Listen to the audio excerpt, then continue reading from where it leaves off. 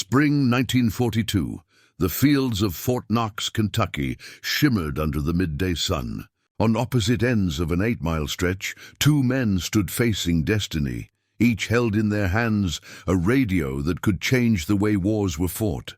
One of them, Daniel Noble, pressed a single switch and spoke into the handset. His voice, crisp, steady, and without the faintest trace of static, carried through the air with astonishing clarity.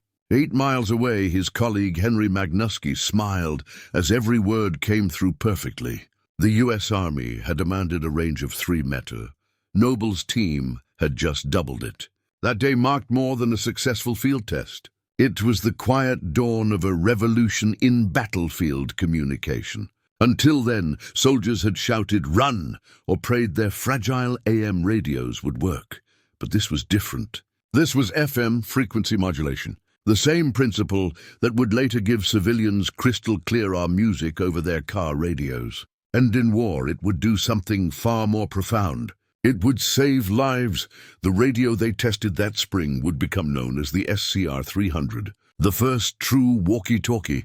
It would let American troops talk clearly across hills, through forests and over miles of chaos. Generals would later call it the single most useful piece of communication equipment in the European theater.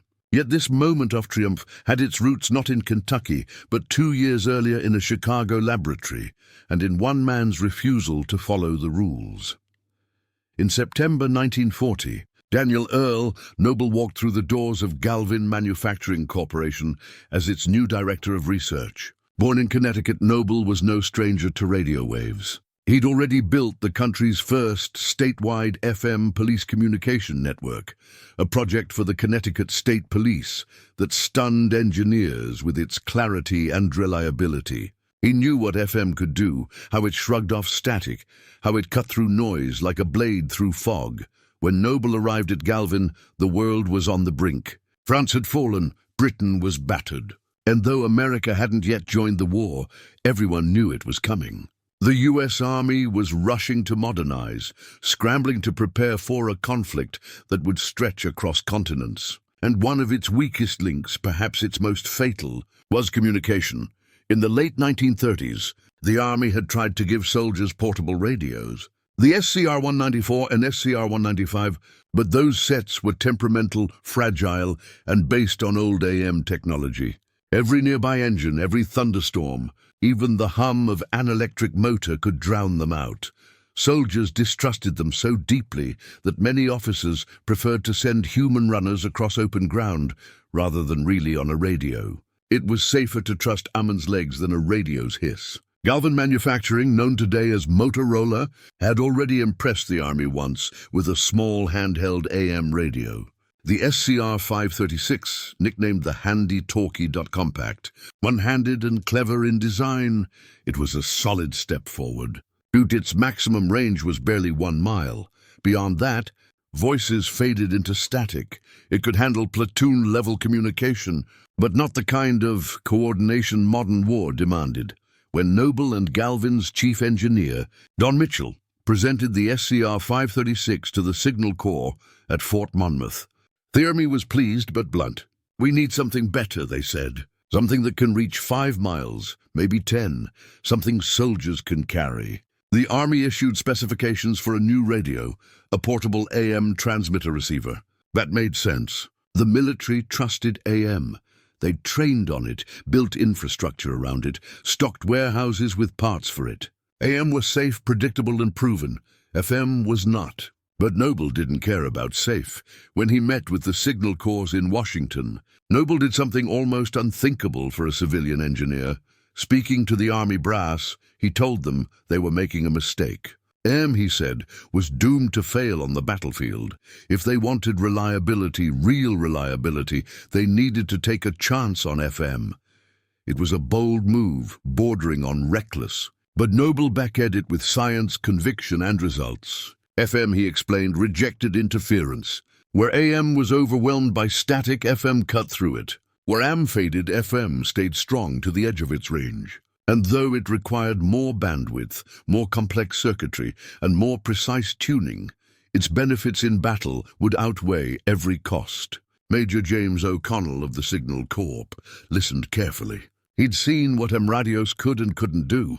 Noble's confidence in his proven track records weighed him. The Army took the gamble. They issued a contract to Galvin Manufacturing for a new FM portable radio. It would be called the SCR 300. Back in Chicago, Noble assembled a dream team. At the core was Henry Magnuski, a Polish immigrant and radio genius. Alongside him were engineers Marion Bond, Lloyd Morris and Bill Vogel. Together, they faced a list of requirements that bordered on impossible. The radio had to be battery-powered and weigh less than 35 lb. It had to work through rain, trees and mud. It needed at least a 3 meters range, ideally more. It had to tune across 40 to 48 mega and use no more than 2 frequency crystals, which were scarce in wartime. And it had to be simple enough for a tired, terrified infantryman Taus in the middle of battle. One morning, Noble called Magnuski and a young engineer named Andy Affer to his desk. He laid down a single sheet of paper, the official Signal Corps specification. "Gentlemen," he said quietly, "this is a life and death priority. Start immediately." The two engineers stared at the paper. Every line on it was a challenge. Together, they began to design what would become the most iconic field radio of the war. The team worked night and day. They built circuits that tuned transmitter and receiver with a single knob. No more fumbling with 2 controls. They added automatic frequency control so soldiers wouldn't have to adjust dials under fire. They invented a squelch circuit to silence background noise when no one was talking, sparing operators from the constant hiss that plagued AM radios. And somehow they made it all work on portable battery power. By late 1941, they had their prototype.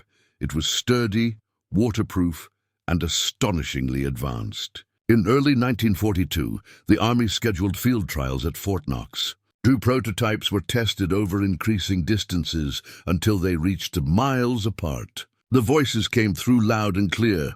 When the Signal Corps officers saw it for themselves, they gave immediate approval. The SCR 300 had passed every test, and then some. Production began, and soon the radio was ready for war. Its official designation, the BC-1000, included the radio set, handset antenna, and backpack harness. Slightly heavier than the 35 lb target, about 38 lay with batteries, it was still accepted. The Army didn't care about a few extra pounds. What mattered was that it worked. To prove it in the field, Noble Vogel and Bob Galvin, son of company founder Paul Galvin, brought 2 units to Fort Knox for final testing. The infantry board, famous for rejecting overhyped equipment, watched closely. The radios were dropped, soaked and shaken. They still worked. Even surrounded by running engines and roaring vehicles, their FM signals stayed clear. By the end of the trials, the skeptical officers were nodding in approval. One even said, "This thing actually works." With that endorsement, production orders poured in. Nearly 50,000 units would be built before the war's end. They would travel with soldiers across the world, from the steaming jungles of the Pacific to the snow-choked forests of Europe. The SCR 300 first saw combat in August 1943.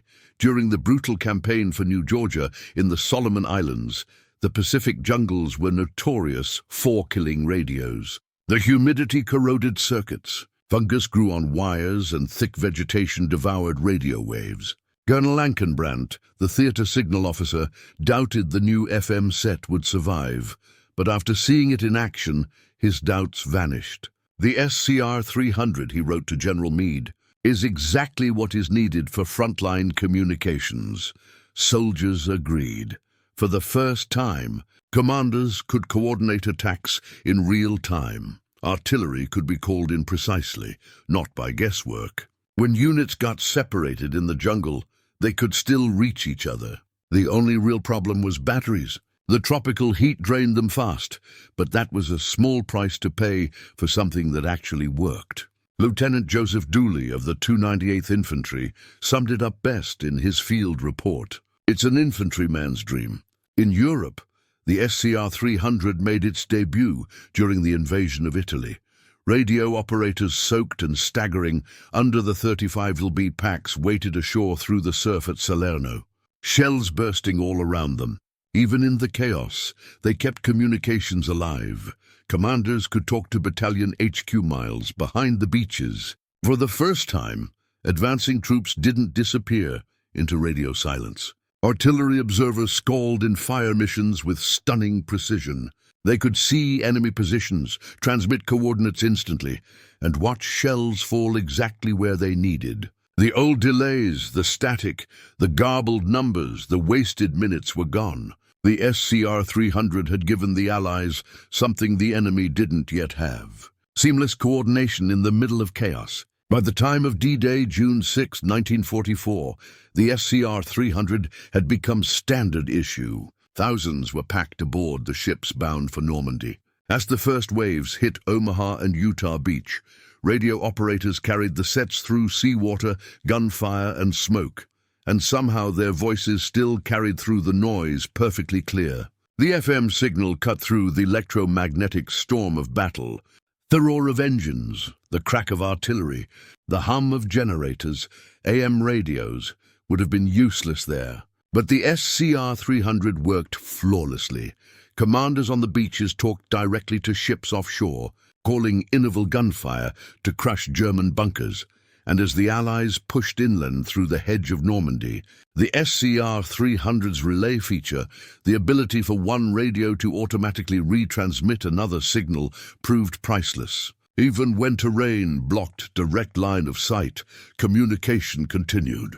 Battalion could reach regiment, regiment could reach division, and coordination remained unbroken. By June 21st, just 15 days after D-Day, Allied headquarters requested 200 more SCR-300s to replace battle losses. Soldiers were demanding them faster than they could be delivered. By war's end, Noble's radio had become the unseen heartbeat of the Allied advance. A steady, clear voice guiding tanks, troops, and aircraft through some of history's fiercest battles, from the Pacific Islands to the streets of Paris. The SCR-300 allowed armies to move, react, and adapt with a speed no enemy could match. And behind that success stood one man's conviction, Daniel Noble's refusal to settle for good enough. When he told the army to abandon AM, he wasn't just making a technical argument. He was making a statement of belief that technology should serve soldiers, not limit them, that innovation, when guided by purpose, could change the course of history. After the war, Galvin Manufacturing adopted a new name, Motorola, a nod to its radio heritage. The company would go on to lead the world into the age of mobile communication, from car radios to the cell phones we carry today. But it all began with that moment in Kentucky when two engineers stood 8 miles apart and heard each other clearly across the air. The SCR-300 didn't just win battles, it connected people. It turned chaos into coordination. And in doing so, it proved that sometimes the most decisive weapon on the battlefield isn't a gun, it's a voice.